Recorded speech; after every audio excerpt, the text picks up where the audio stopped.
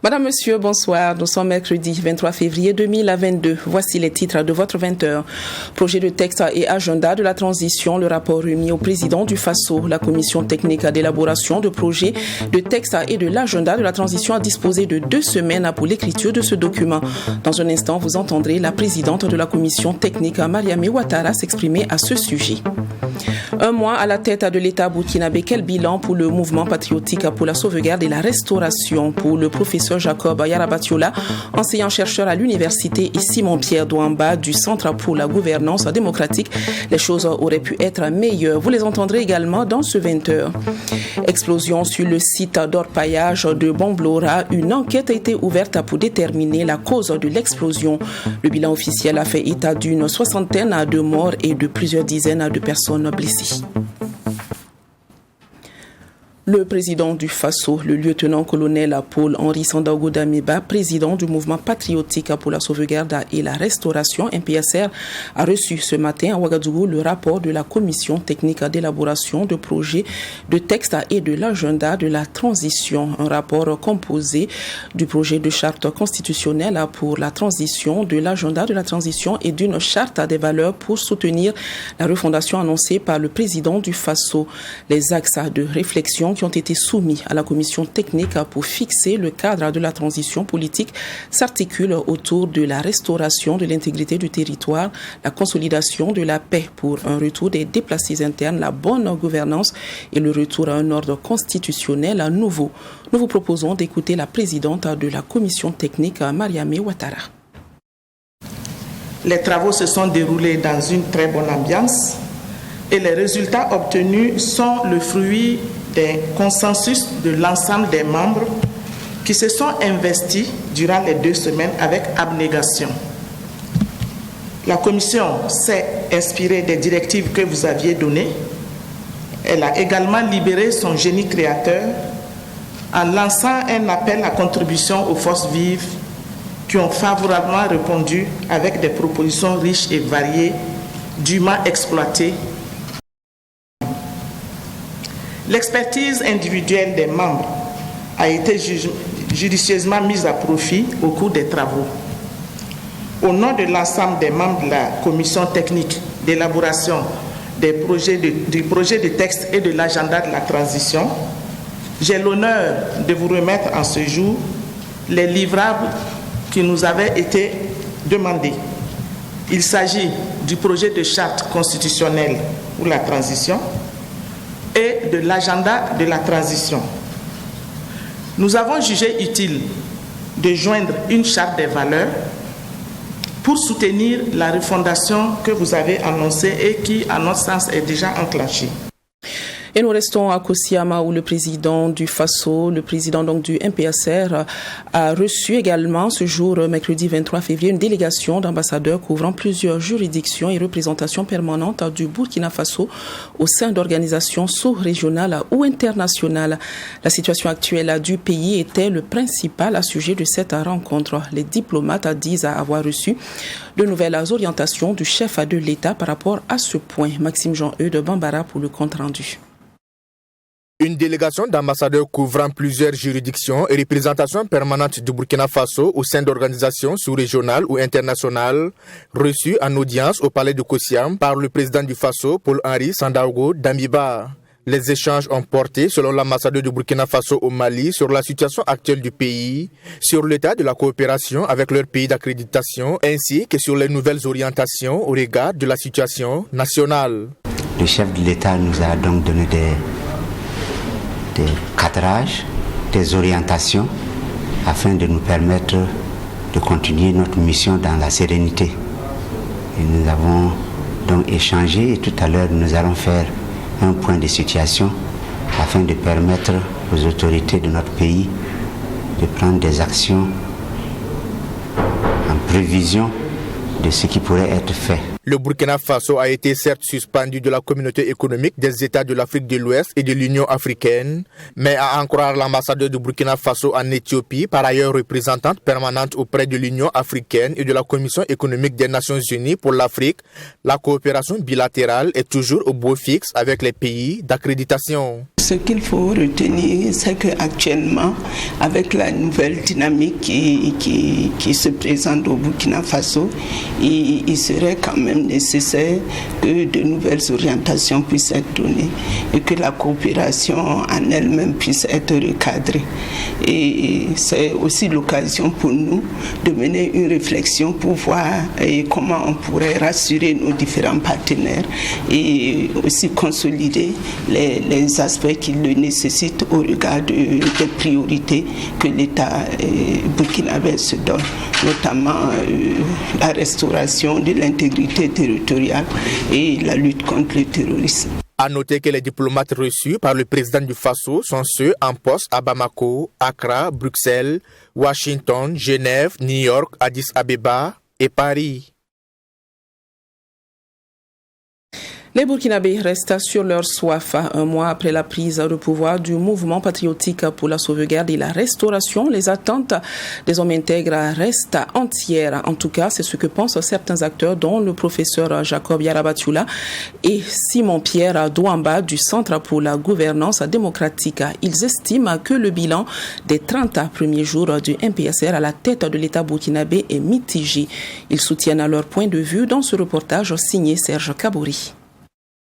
Depuis le 24 janvier 2022, les Burkinabés vivent sous un soleil nouveau, celui du mouvement patriotique pour la sauvegarde et la restauration MPSR. 4 semaines, soit 1 mois depuis lors, le bilan semble mitigé chez certains acteurs, à l'image du professeur Jacob Yarabatula. Pour lui, en 1 mois au regard des attentes du peuple burkinabé, le MPSR aurait dû conforter son assise populaire. Ce qu'on n'a pas vu au cours donc de ce mois, c'est la capacité donc du nouveau régime à entretenir l'enchantement des Burkinabés ou avec la capacité donc du MPSR à maintenir la flamme justement de l'engagement. On est passé dans un premier temps à un engagement, à un enthousiasme populaire et qui maintenant prend de plus en plus un coup et on s'achemine maintenant vers un accompagnement ou un engagement ou un enthousiasme structuré à partir donc des meetings et autres formes donc de déclaration de soutien au MPSR. Du côté du Centre pour la gouvernance démocratique CGD, avec le chargé de suivi-évaluation Simon-Pierre Douamba, l'on est toujours dans l'attente de la mise en place des organes de transition 1 mois après l'arrivée du MPSR. Si on doit comparer avec d'autres cas, je pense qu'au Mali, ils n'ont pas pris, pour le premier coup d'État, ils n'ont pas pris plus de 2 semaines. Le deuxième coup d'État, c'est en 24 heures qu'ils l'ont fait. En Guinée, je pense que là-bas, ils ont fait ça en moins d'1 mois, ils avaient leur gouvernement.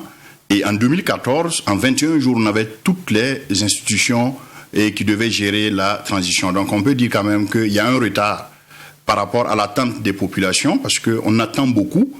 Et l'autre élément d'analyse aussi, c'est que ils ont mis un accent sur l'organisation sécuritaire, en oubliant l'administration. La conséquence immédiate qui en découle selon Simon-Pierre Douamba est l'attente de résultats par les Burkinabés. Il estime que les choses auraient pu aller plus rapidement. Aujourd'hui, tout marche au ralenti. Déjà que ce sont les SG qui assurent l'intérim, mais quel SG? Parce que ce sont les SG du gouvernement déchu. Donc les gens, les uns et les autres, auront des difficultés pour prendre des décisions pendant cette période de transition. Donc à notre avis, on pouvait aller plus vite. Voilà, parce que ce qui a été aussi un objet de critique à l'ancien régime, c'est la difficulté pour eux d'aller rapidement selon les aspirations des populations. En termes de recommandations, l'amélioration de la communication a été suggérée par l'ancien chercheur Jacob Yarabatula. Et j'avais dit sur le plateau de Truy TV qu'il faut travailler la communication. L'armée qui est qualifiée donc d'être muette a en face d'elle un peuple qui est bavard. Donc quand vous êtes muet par formation ou bien par profession et que vous avez en face de vous voulez-vous un peuple qui est bavard? Il faut apprendre à avoir le juste milieu pour faire en sorte que les gens puissent justement se satisfaire donc de votre leadership. Et pour ce faire, la formule est simple selon l'ancien chercheur, dire la vérité aux Burkinabés. Dites au peuple burkinabé, voici la situation. Voici la profondeur de la plaie. Voici le degré de pourriture, de l'insécurité et du terrorisme au Burkina Faso. Voici ce qu'on a déjà essayé qui n'a pas marché. Et on ajoute maintenant à la vérité la méthode. Nous, MPSR, voici comment nous comptons procéder.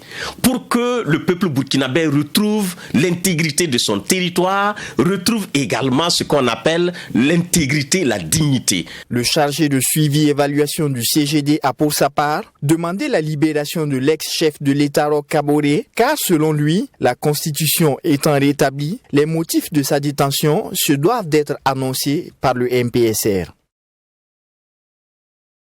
L'actualité d'il y a quelques jours vous informait de l'explosion d'un stock de dynamite le lundi 21 février sur le site d'orpaillage de Gongambiro dans la commune de Gomblora dans la région du sud-ouest.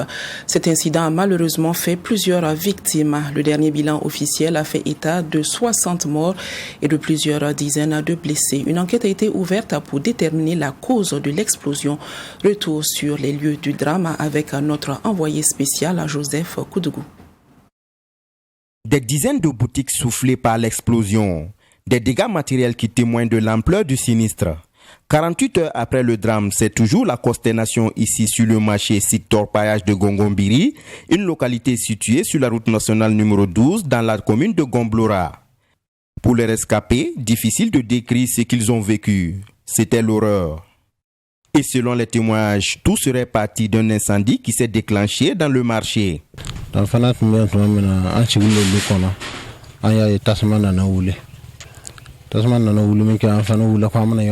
Nous étions chez nous à la maison et tout à coup, nous avons vu une fumée se dégager. Et nous nous sommes précipités pour éteindre le feu. Comme moi j'avais garé ma voiture sur les lieux, j'ai décidé de déplacer le véhicule au regard de l'ampleur du feu. Donc je suis allé garer la voiture au bord de la route. À mon retour, j'ai entendu la détonation. L'explosion avait tout ravagé. Quand l'incendie s'est déclaré, les gens se sont précipités pour éteindre le feu. Et c'est ceux qui se sont approchés qui ont perdu la vie.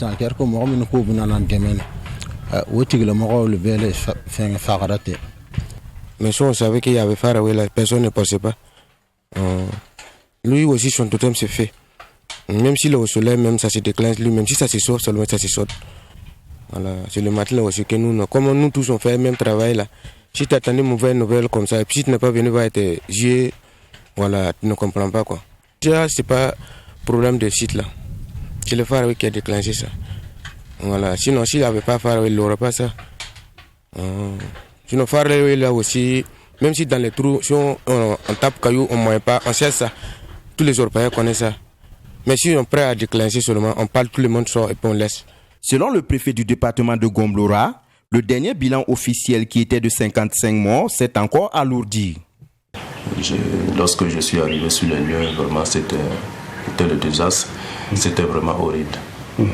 Au jour d'aujourd'hui, c'était hier dans la matinée autour de 8 h, le 22, autour de 8 h, selon les services de la santé, nous avions 60 morts malheureusement enregistrés et une soixantaine de blessés. Les dégâts matériels vraiment sont importants. Au lendemain du drame, les autorités ont pris plusieurs mesures à titre conservatoire. Il s'agit entre autres de la décision du gouverneur de la région du Sud-Ouest de procéder à la fermeture du site aurifère. Une décision très bien accueillie ici. Je pense que la fermeture du site est la meilleure solution. Nous travaillons pour notre bien-être. Et si nous devons chercher l'argent en mettant notre vie en danger, cela n'est pas intéressant. Les dégâts sont énormes et la fermeture est la bienvenue. Non, ici là, même si on est fermé ici là, ça fait rien. Je pense que c'est tous les sites quoi. Sinon ici là, comme même si quelqu'un veut ici, on ne sera pas content. Si tu penses seulement, c'est pas l'appel. Sinon même si on est fermé ici, ça fait rien là. Non, ça fait rien. Parce que il y a plus de nouvelles. Un moment qu'il y avait un bangwa ici, c'est la deuxième comme cela. Au moment où nous quittons les lieux, les parents des victimes procédaient à la fouille du lieu du sinistre pour récupérer ce qui restait des biens de leurs proches disparus. Et selon les témoignages recueillis sur place, les victimes ont été inhumées dans plusieurs fosses communes. Voilà, des images plutôt dures. En juin 2021, le gouvernement burkinabé a pris un décret portant création des forces spéciales au Burkina Faso avec une clause d'immunité. En d'autres termes, les actions menées par ces forces ne peuvent donc faire l'objet de poursuites judiciaires. Le Parlement européen, dans sa résolution le 21 février dernier, a invité le Burkina Faso à lever cette dispense pour garantir le respect des droits humains dans la lutte contre le terrorisme. Le président de la Commission nationale des droits humains apprécie positivement cette requête du Parlement européen. Abdoul Rahim Magnani.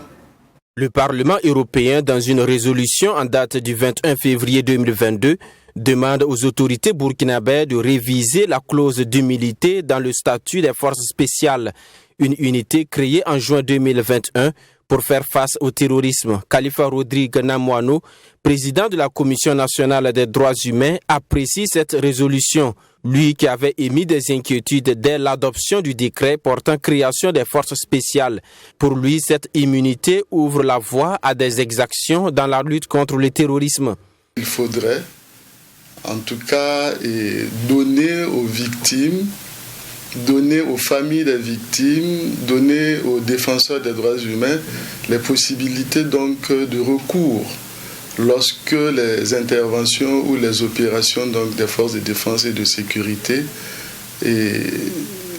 entraînent ou mettent en cause donc des victimes collatérales qui peuvent être donc des innocents. Lever l'immunité donc accordée aux forces spéciales rassurerait donc davantage nous, acteurs des défenseurs des droits humains, dans la mesure où ça permettrait de pouvoir donc donner poursuite à certaines allégations de violation donc des droits humains.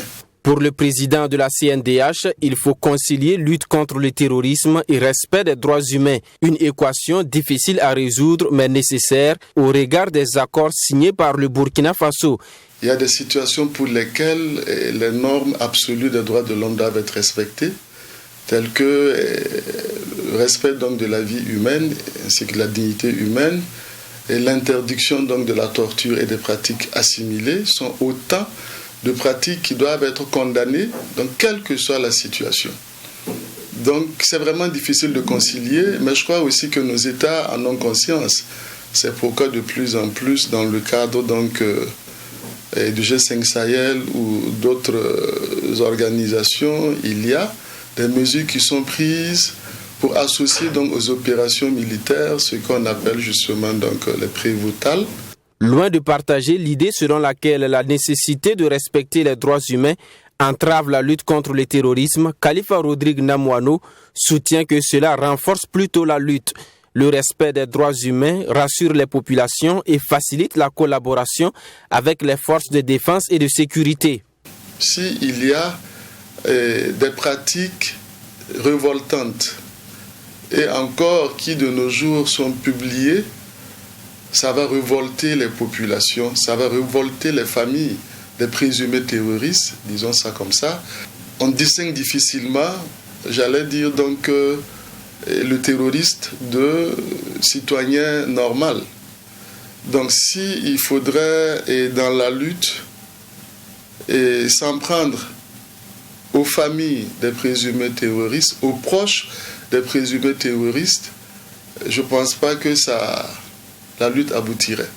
C'est dans ce sens donc qu'il faut nécessairement mettre au centre de la lutte contre le terrorisme les questions donc de droits humains, parce que ça permet d'ailleurs de renforcer la confiance entre les FDS et les populations civiles, qui pourront mieux collaborer. Pour Khalifa Rodrigue Namouano, si le Parlement européen demande la levée de l'humilité sur les opérations des forces spéciales, c'est au regard de la volonté affichée par le MPSR de respecter les accords internationaux et les droits humains. Il a foi aux autorités militaires quant au respect de ses engagements dans la lutte contre le terrorisme. Que se passe-t-il à l'École nationale de santé publique? Ce matin encore, la coordination nationale des étudiants de l'établissement était face aux hommes de médias à Ouagadougou pour dire non aux documents de fin de formation qui leur est délivré. Pour ces apprenants, le nouveau système leur donne droit à une licence après 3 années d'études et pas à un simple certificat. Ils entendent saisir donc les grands moyens pour avoir gain de cause. Sanata Seri. Conformément au nouveau système de formation des agents de santé au Burkina Faso, les étudiants des écoles nationales de santé publique UNSP doivent être sanctionnés à la fin de leurs études par une licence académique dans leurs filières respectives. Un diplôme qui devrait donc leur servir à l'extérieur du pays et même leur permettre de poursuivre leur cursus en master ou en doctorat. Alors que la promotion 2018 des ENSP attend ces diplômes signés par le ministère en charge de l'enseignement supérieur, c'est finalement un diplôme Bac+3 qui leur sera délivré par la direction de la production des ressources humaines du ministère en charge de la santé. Toute chose qui révolte aujourd'hui les étudiants des écoles nationales de santé publique du Burkina Faso. Pour eux, il s'agit d'un certificat qui ne répond pas à la formation qu'ils ont reçue.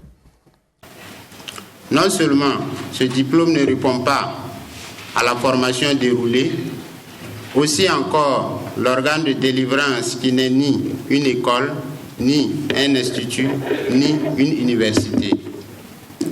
Ce certificat que le ministère de la Santé compte délivrer aux étudiants est un diplôme national qui ne leur permet pas de s'inscrire dans une quelconque université pour poursuivre le master ni le doctorat. Ces étudiants disent avoir rencontré à plusieurs reprises le secrétaire général du ministère en charge de la Santé qui leur a fait comprendre qu'il s'agit d'un processus initié par l'ancien directeur général de l'ENSP. Un processus auquel il dit n'avoir pas pris part. Ils ont dit que pas l'institution ENSP, mais le directeur général de l'ENSP qui était docteur Pargui-Émile Paré, qui a initié tout seul ce processus et qu'ils n'ont pas été associés. Ni le ministère de l'enseignement supérieur par l'université Joseph Kizerbo, ni le ministère de la Santé n'a été associé au processus. Et d'après leurs propos, on s'est fait berner. À en croire les conférenciers, l'université ne signera les diplômes des écoles nationales de santé publique à partir de 2026.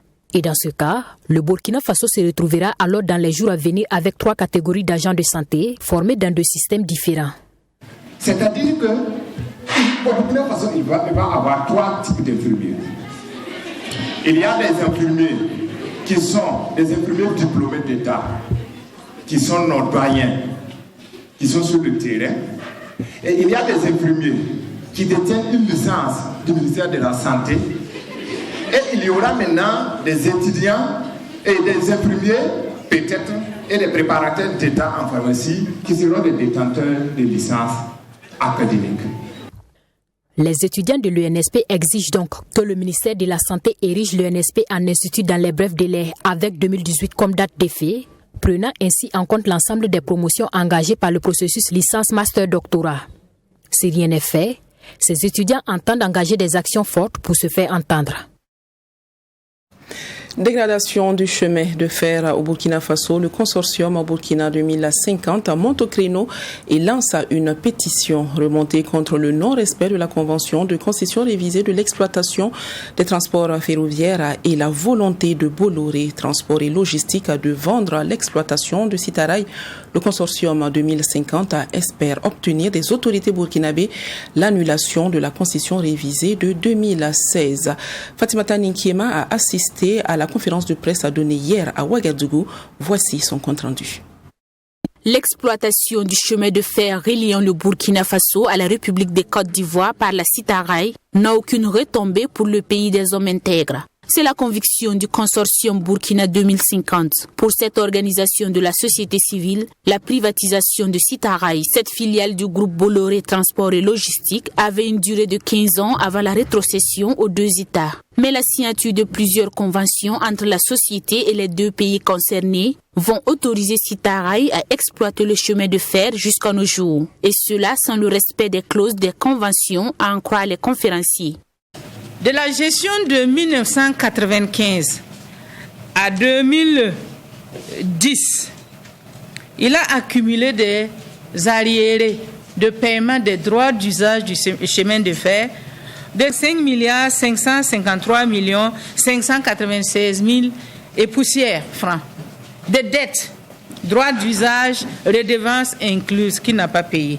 À cela s'ajoute une dette de plus de 2 milliards de francs CFA que Sitaraï doit aux employés licenciés pour manifestation il y a environ 20 ans. Selon le consortium Burkina 2050, ces licenciements sont toujours d'actualité au sein de la société. Actuellement, il n'y a pas la réhabilitation, mais beaucoup de gens sont en train de perdre leur emploi. Les 100 jeunes qui ont introduit du fait que le train ne fait plus les mêmes heures entre Ouaga et Bobo, pour défendre leurs intérêts, ils sont menacés. Parce que quand vous partez pour intenter un procès contre Sitaraï, elle dit que non, qu'il y a un manque de confiance et elle fait tout pour se débarrasser de vous. Après toutes ces dettes et les promesses non tenues, l'État burkinabé décide de rétrocéder la gestion du chemin de fer à une autre multinationale. Et c'est là qu'entre à nouveau en jeu Sitaraï, sous la pression des autorités françaises dans les années 2014, selon le consortium. Selon Dr Nestorine Sangaré, cette filiale de la multinationale Bolloré a promis réhabiliter le chemin de fer Ouagadougou-Abidjan à hauteur de 450 millions d'euros. Et cela dans une convention de concession qui est entrée en vigueur en 2019. Mais aucune clause de cette dernière convention de concession n'a été respectée. À en croire le docteur Nestorine Sangaré, le contrat qui lie donc le Burkina Faso au groupe Bolloré devrait être résilié. Nous sommes à combien d'années? 3 ans. Son contrat n'est pas annulé. Il exploite le chemin de fer à 1 franc symbolique parce qu'il n'a pas encore commencé à transporter le manganèse de Tambao. Et pendant ce temps, toutes les gares secondaires, il en a fermé, c'est 9 gares secondaires qu'il a fermées sur tout l'axe. Il ne fait plus le transport de voyageurs. Son contrat n'est pas annulé, mais un ultimatum a été lancé par le Burkina Faso et la Côte d'Ivoire, toujours selon Nestorine Sangaré. Ultimatum qui est arrivé à échéance en septembre dernier. Fin septembre est passé. Et le 15 octobre, nous apprenons dans les médias, le journal Le Monde, que le groupe Bolloré étudie la vente de ses activités logistiques en Afrique, qui fut longtemps la vache à lait de l'homme d'affaires.